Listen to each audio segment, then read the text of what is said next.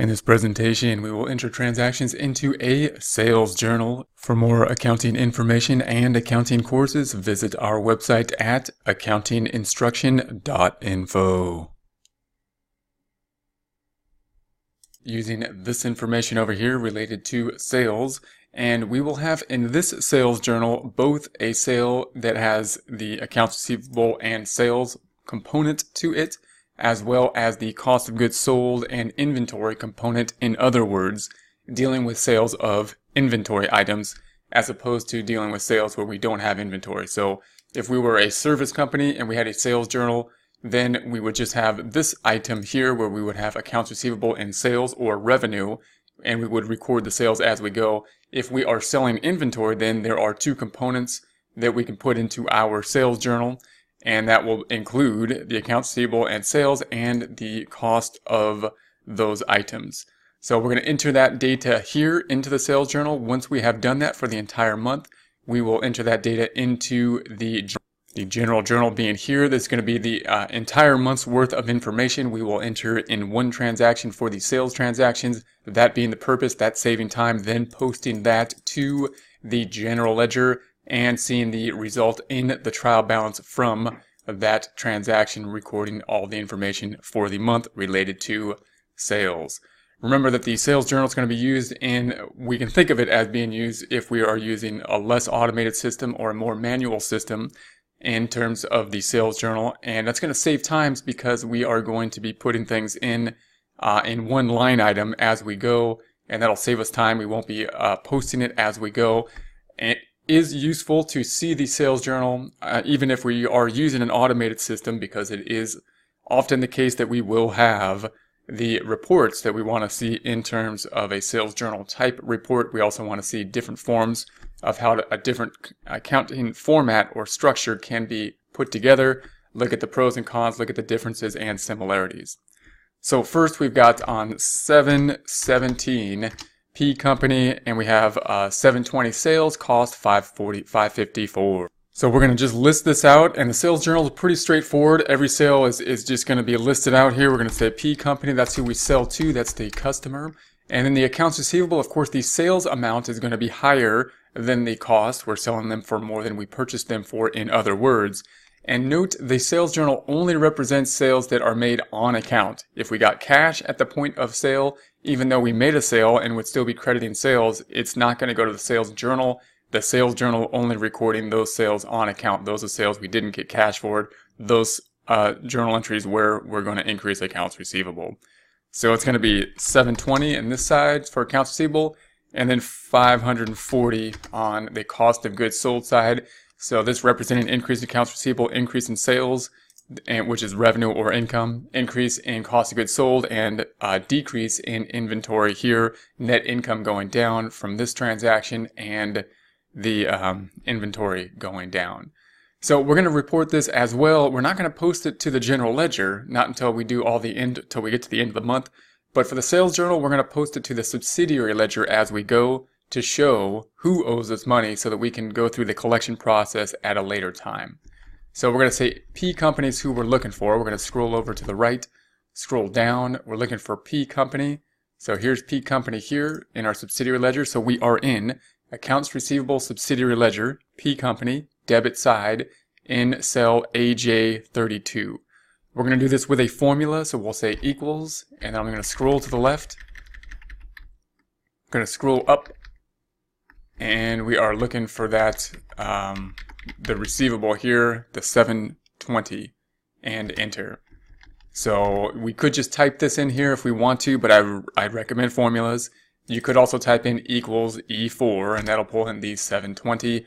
We now have in our total subsidiary ledger that 720, adding up all these customers here. That 720 is red because it does not now match what is on the accounts receivable GL and accounts receivable trial balance. It won't until we reconcile at the end of the time period, recording all the transactions for the accounts receivable at the end of the month. Now we're going to go to 724, and once again P company, and it's going to be the same. format here. We're just going to say we sold it on this side, accounts receivable and sales, 425. We purchased it for 327. Same information, slightly different sales amounts, so we have different type of sale. But we're going to post this to P subsidiary ledger again. So again, we're not posting it to the GL, not posting it up here, but we are going to post it to the subsidiary ledger as we go. So now we're down in AJ33 in P company debit side for the subsidiary ledger. We're going to do this with a formula saying equals, scroll to the left, scrolling up, and we see the 425 here in E5 and enter.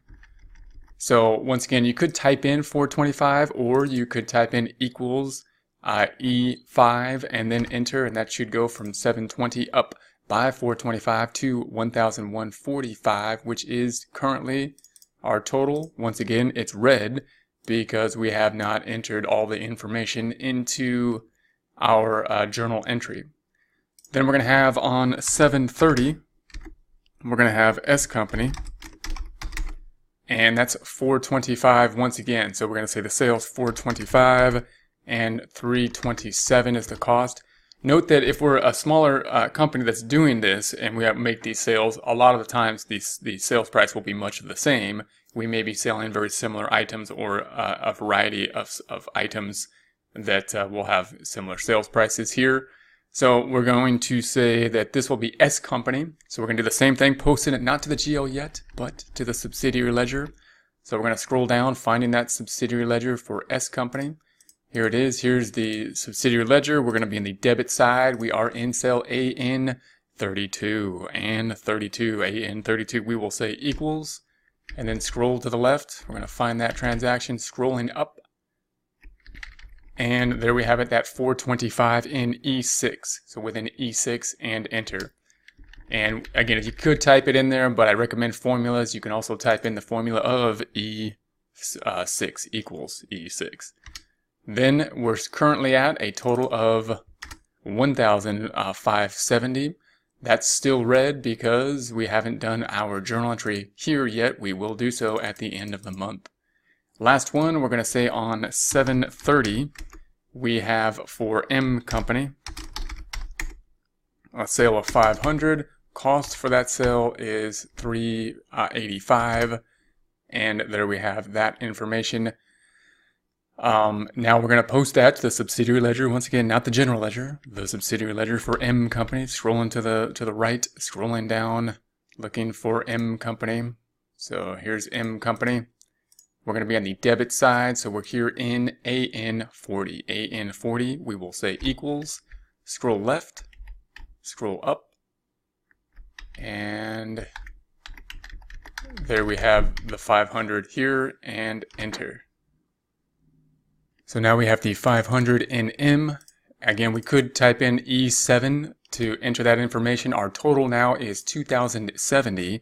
Once again, it's red because that's not what's in our GL and that's not what's on our trial balance. However, we are now going to sum up this information and hopefully that'll add up to the same amount, which we will then post to the GL and then create the trial balance from it. So we're going to put the total, we're going to sum these up to 720 plus the 425 plus the 425 plus the 500, doing that with the sum function. We're going to say equals SUM, double click the sum function, highlight from the 720 down to the 500, and enter. So there's our total there. That's 2,070. And we're going to do the same thing on this side. We could drag it over, but I'm going to sum these up so we can see the sum function. See us adding this up equals the SUM and sum function, adding the 554 down to the 385 and enter. Now these are all underlined over here. I'm going to underline both of them. So here we have the underline, and then we'll double underline here just for formatting purposes. So there is our amount. Now we're going to do the journal entry related to the entire month's worth of sales. Note, of course, once again, that we don't have many transactions here, but if we were, depending on the company we're working at, we may have many transactions per day, and the more transactions that are the same, the more this type of system would work well, so that we could just record it all at one time and then post it over here. So we're going to say this is at the end of the month, 730. And there's going to be two components now, of course, and it lists it on the sales journal. We're going to say accounts receivable debited and then sales credited. I'm going to do this with two separate journal entries as is normally done for demonstration type purposes. May not be the case for software to have two separate journal entries since they do happen at the same time. But we're going to break this out as is the tradition for our demonstration. We're going to say that accounts receivable is going to go up. Accounts receivable is an asset account, has a debit balance, and therefore we're going to make it go up by doing the same thing to it, another debit. So we'll copy accounts receivable in AJAG6, right click and copy. We're going to put that in cell AB5, right click and paste, 1, 2, 3. The amount's going to go here in AC5, and we're going to do that by saying equals, and then point to that 2070 and enter. So we're just pulling that over. And then the credit's going to be the same amount, but a credit. I'm going to do that with a formula, nice simple formula. Instead of equals, hitting negative, and then selecting that 2070, taking that number and flipping the sign. So there we have that. Now we just need the other account, which is sales or revenue. And so if we scroll down, assets, liabilities, capital or equity, and then the sales. So here's sales, that needs to go up. So it has a credit balance. We're going to make it go up in the credit direction by doing the same thing to it, another credit. So we're going to right click and copy, and then we'll scroll up and we'll put that underneath in AB6, right click and paste. 1, 2, 3. So there we have it. Our first journal is already indented for us. If it weren't, we can go to the Home tab, Alignment, and Increase Indenting. So now we're going to post this. I'm going to post this and then do the second component here. So we're going to post this to the general ledger. Posting first the accounts receivable. Here it is here in the journal entry. Here it is there in the trial balance. Second account on the trial balance. Then it will be the second account on the general ledger as well. Here's cash. Here's accounts receivable. We're on the debit side. We are here in AJ16. We're going to do this with a formula saying equals, and then pointing to that 2070, bringing that zero balance up by 2070 to 2070. Here's that 2070 here on the trial balance being brought over. We are currently out of balance by that amount until we record the other side. Here's the sales item on the journal entry we need to report. Here it is on the trial balance. It's in order: assets, liabilities, equity, then sales. We're looking for that first blue account on the general ledger, in other words. So we're scrolling over. Here are the assets. Here are the liabilities. Here's the equity, and there is the sales that we are looking for. We want to be on the credit side, so here's sales, credit side. Here's the credit balance. We are in cell AB22. AB22. I'm going to say equals, and then scroll to the left until we find the information we need. And there it is, that 2070 in AD6, and enter. Now that's a bit of scrolling to get over there, I know, so you could type in a negative 2070, but I'd rather see the formula. I'd rather use the formula and work to find it. Or you could type in equals AD6 and enter, and that should pull over that cell reference as well. That 2070 now, of course, appearing here on the trial balance and appearing as net income. It's not net income yet though, because we haven't recorded the second component of this, that being the related cost of goods sold and reduction of inventory. So I'm going to skip a line and do this in its own transaction. Now I'd like to think of the inventory first. I think that's more intuitive for most people. It's tangible. So people say, inventory will typically have a debit balance, and we're making it to go down. Therefore, we're going to do the opposite thing to it. Now note there's nothing in inventory right now, and that's because we're recording the sales journal before the purchases journal. So once we record the purchases journal, there will be something in here. So as of the end of the month, we're going to record all the journals. So we're actually going to end up with a negative inventory at this point until we record the purchase journal. So I'm going to copy this. We're going to say copy. We're going to skip a line. We're going to put this on the bottom here. So in the new journal entry, and then on the bottom in AB9, right click and paste. 1, 2, 3. I'm going to indent that, go into the Home tab, Alignment, Increase Indentation. Then we're going to go to the credit side in AD9. I'm going to pull this number over, but instead of doing that with an equal, we're going to say negative, and then point to that 1,593 and enter, and that'll pull it over. Then we're going to go on the top here, AC8. We're going to take that number, flip the sign, and pull it up here. I'm going to do that with our little formula, that being negative instead of equals of that number, taking that number and flipping the sign. So there we have that. Now we just need to know what this account will be, and we can see here it is cost of goods sold, the expense related to us consuming the inventory. Here it is on the trial balance. We can see it's in the expense area. it's going to go up in the debit direction. So we're going to copy the cost of goods sold. We're going to put that here on top, AB8, right click and paste. 1, 2, 3. So there we have that. Now we're going to post this. We got the cost of goods sold first. So that is all the way down here. It's the second dark blue account, second income statement account, assets, liability, equity, income, and expense being the order. We're looking for that second income statement account on the general ledger. So here we have the assets, we have the liabilities, we have the equity, revenue, and expenses. We're looking up here, cost of goods sold in A and BD 9. So we're in cost of goods sold debit BD 9. We'll say equals. We're going to scroll to the left.